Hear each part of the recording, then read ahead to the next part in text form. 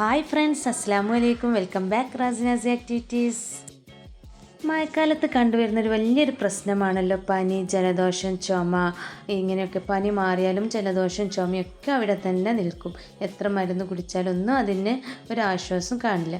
അപ്പോൾ ഇന്ന് ഞാൻ കാണിക്കാൻ പോകുന്ന ഒരു ഒറ്റമൂലി അതിനെക്കുറിച്ചാണ്. മുതിർന്നവർക്കും കുട്ടികൾക്കും ഒക്കെ ഒരുപോലെ ഉപയോഗിക്കാൻ പറ്റുന്ന, അതുപോലെ തന്നെ കഫക്കെട്ട് എത്ര പഴക്കം ചെന്ന ചുമയാണെങ്കിലും ഈ രീതിയിൽ നിങ്ങൾ ഉണ്ടാക്കി കുടിക്കുകയാണെന്നുണ്ടെങ്കിൽ പെട്ടെന്നുള്ള ആശ്വാസം തന്നെ കിട്ടും. അപ്പോൾ ആ ഒരു ഒറ്റമൂലിയാണ് ഞാനിവിടെ കാണിക്കുന്നത്. അപ്പോൾ നമുക്ക് നേരെ വീഡിയോയിലോട്ട് പോവാം. അതിനെന്തൊക്കെ വേണ്ടെന്നുള്ളതൊക്കെ നമുക്ക് നോക്കാം. അപ്പോൾ ഇതൊക്കെയാണ് നമ്മൾ ഉണ്ടാക്കുന്ന മരുന്നിന് വേണ്ടത്. നമ്മുടെ അടുക്കളയിലുള്ള സാധനങ്ങൾ മാത്രം മതി. അപ്പോൾ ആദ്യം വേണ്ടത് ആ തുളസിൻ്റെ ഇല. തുളസിൻ്റെ ഇല എടുക്കുമ്പോൾ ശ്രദ്ധിക്കുക, നമുക്ക് ആ കൃഷ്ണ തുളസി 2 സൈസ് ഉണ്ടല്ലോ. അപ്പോൾ അതിൽ ആ കൃഷ്ണ തുളസി മനസ്സിലാവാൻ അതിൻ്റെ തണ്ട് ഒരു ചുവപ്പ് കളറായിട്ടായിരിക്കും, ഒരു ചുവപ്പ് വയലറ്റോട് കൂടിയൊരു കളറായിരിക്കും. അപ്പോൾ അത് ശ്രദ്ധിക്കുക. പിന്നെ വേണ്ടത് 1-2 പീസ് കറുവാപ്പട്ട, അതുപോലെ ഒരു 4-5 ഏലക്കായ് വേണം, കുറച്ചൊരു ഇഞ്ചിയുടെ കഷ്ണം, പിന്നെ കരിഞ്ജീരകം, അതുപോലെ ചെറിയ ഉള്ളി എടുക്കുമ്പോൾ ഒരു 10-15 ആയിക്കോട്ടെ കേട്ടോ. കാരണം ഈ സൗണ്ട് നമുക്ക് എന്താ പറയുക, ചുമയൊക്കെ ഉണ്ടാകുന്ന സമയത്ത് സൗണ്ടിനൊക്കെ ഒരുപാട് പ്രശ്നം ഉണ്ടാവും, സൗണ്ട് കുറവ്. അപ്പോൾ അതിന് നല്ലൊരു പരിഹാരമാണ് ചീരുള്ളി. അപ്പോൾ ഇതൊക്കെ ഇട്ട് കഴിക്കുമ്പോൾ നമുക്ക് സൗണ്ടൊക്കെ തുറക്കും.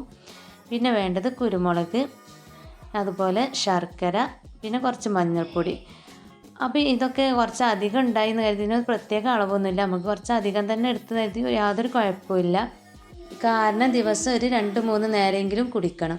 എന്നാൽ നമുക്ക് തന്നെ അറിയാൻ പറ്റും, എത്ര വലിയ ചുമയാണെങ്കിലും അതുപോലെ കഫക്കെട്ടായാലും നമുക്ക് 2 ദിവസത്തിനുള്ളിൽ തന്നെ നല്ലൊരു ആശ്വാസം ലഭിക്കുന്നത് കാണാം. ഇനി അതെങ്ങനെ ഉണ്ടാക്കുന്നതെന്ന് നോക്കാം. അപ്പോൾ ഈ ഇൻഗ്രീഡിയൻസുകളൊക്കെ ഒന്നായിട്ട് അതിലോട്ട് ഇട്ട് പോകരുത്. അതിലുള്ള ചില സാധനങ്ങളൊക്കെ നമുക്ക് ചതച്ചെടുക്കണം. അപ്പോൾ ആദ്യം തന്നെ നമ്മൾ തുളസിൻ്റെ ഇല, അതുപോലെ കറുവാപ്പട്ട, ഏലക്കായ്, ശർക്കര, മഞ്ഞൾപ്പൊടി, കരിഞ്ജീരം, ഇവയൊക്കെ നമുക്ക് ആദ്യം തന്നെ അതിലോട്ട് ഇട്ട് കൊടുക്കുക. ബാക്കിയുള്ള ഇഞ്ചി, ചെറിയ ഉള്ളി, അതുപോലെ കുരുമുളക്, അവ നമുക്കൊന്ന് ചതച്ചെടുക്കാം. ഇതുപോലത്തെ ചെറിയ ഒരു ഉരലൊക്കെ ഉണ്ടെന്നുണ്ടെങ്കിൽ നമുക്ക് അതിൽ വെച്ചൊന്ന് ചതച്ചെടുത്താൽ മതി. ഇതില്ലാത്തവരാണെന്നുണ്ടെങ്കിൽ ചെറിയ ജാറിൽ ഒന്ന് പൾസ് ചെയ്യുക. ഒരിക്കലും നമ്മുടെ ഇഞ്ചി, ചെറിയ ഉള്ളി ഒന്നും ഒരിക്കലും പേസ്റ്റ് ആവരുത് കേട്ടോ. ഇതുപോലെ ഒന്ന് ചെറുതായിട്ടൊന്ന് അരച്ചെടുത്താൽ മതി. അപ്പോൾ ഇങ്ങനെ ഉരലിട്ട് ചതച്ചെടുക്കുന്ന സമയത്ത് നമ്മുടെ കണ്ണുകളിലോട്ട് തെറിക്കാതിരിക്കാൻ പ്രത്യേകം ശ്രദ്ധിക്കണം കേട്ടോ. അതുപോലെ നമ്മുടെ ശരീരത്തിൽ, നമ്മുടെ ആരോഗ്യത്തിന് വേണ്ട എല്ലാ ഗുണങ്ങളും ഇതിലെല്ലാം ഒരുപാട് അടങ്ങിയിട്ടുണ്ട്. ഒരു ചുമക്കോ കഫക്കെട്ടിനോ മാത്രമല്ല, എന്ത് അണുബാധക്കെതിരെ ഉപയോഗിക്കാൻ പറ്റിയ ഒരു മരുന്നും കൂടിയാണ് ഇത്.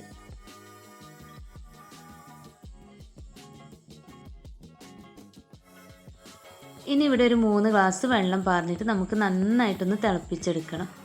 അപ്പോൾ സാധനങ്ങൾ എത്രത്തോളം ഉണ്ടെന്ന് വെച്ചാൽ അതിനനുസരിച്ച് തന്നെ വെള്ളം ഒഴിക്കണം കേട്ടോ. സിമ്മിലിട്ട് തന്നെ തിളപ്പിച്ചെടുക്കാൻ ശ്രദ്ധിക്കുക. കാരണം ഇതിലുള്ള എല്ലാ ഇൻഗ്രീഡിയൻസിൻ്റെ സത്തുകളും അതിൽ വെള്ളത്തിലേക്ക് നന്നായിട്ട് ലയിക്കണം. ഇടയ്ക്കിടയ്ക്ക് നമുക്കിങ്ങനെ ഇളക്കി കൊടുക്കുകയും ചെയ്യാം. അങ്ങനെ ഇതിവിടെ റെഡി ആയിട്ടുണ്ട്. അപ്പോൾ ഇത് കുട്ടികൾക്കും മുതിർന്നവർക്കും മാത്രമല്ല, കൊറോണ വന്നവർക്കൊക്കെ നല്ലതാണ്. ദിവസം ഒരു 2-3 നേരം ഇത് കുടിക്കുകയാണെന്നുണ്ടെങ്കിൽ എത്ര പഴക്കം ചെന്ന ചുമയാണെങ്കിലും കഫക്കെട്ടാണെങ്കിലും നല്ല ആശ്വാസം തന്നെ കിട്ടും. അല്ലാത്ത സമയത്ത് ഇത് നമുക്ക് കുടിക്കാം. ഇനി ഞാൻ വേറൊന്ന് കാണിക്കുന്നത്, നമ്മുടെ നെഞ്ഞിലൊക്കെ അമർന്ന് കിടക്കുന്ന കഫം, അത് എങ്ങനെ പെട്ടെന്ന് മുറിഞ്ഞ് ആ കഫം നമുക്ക് പെട്ടെന്ന് മുറിഞ്ഞ് പോകുന്നത് കാണാം. ആ ഒന്നാണ് ഞാനിവിടെ കാണിക്കുന്നത്. അപ്പോൾ ആദ്യം തന്നെ കുറച്ച് വെള്ളം എടുത്തിട്ട് അതിലോട്ട് കുറച്ച് മഞ്ഞൾപ്പൊടി ഇട്ട് നല്ലതുപോലെ ഇളക്കി നന്നായിട്ട് തിളപ്പിക്കുക. ശേഷം നമുക്കൊരു 1/2 ഗ്ലാസ്, ഒരു 2-3 നേരം 1/2 ഗ്ലാസ് ഇതിങ്ങനെ കുടിക്കുകയാണെന്നുണ്ടെങ്കിൽ എത്ര വലിയ അടഞ്ഞു കിടക്കുന്ന നെഞ്ഞിലൊക്കെ എങ്ങനെ അടഞ്ഞു കിടക്കുന്ന കഫാണെങ്കിലും അതൊക്കെ പെട്ടെന്ന് തന്നെ അലിയിച്ച് കളയും. അപ്പോൾ ഇങ്ങനെ നിങ്ങളെല്ലാവരും ഒന്ന് ചെയ്ത് നോക്കുക. ഈ ഒരു പ്രശ്നമുള്ളവരൊക്കെ, കഫത്തോണ്ട് ബുദ്ധിമുട്ടുന്നവരൊക്കെ ഇങ്ങനെ ചെയ്യുകയാണെന്നുണ്ടെങ്കിൽ നിങ്ങൾക്ക് പെട്ടെന്ന് തന്നെ നല്ല ആശ്വാസം കിട്ടും.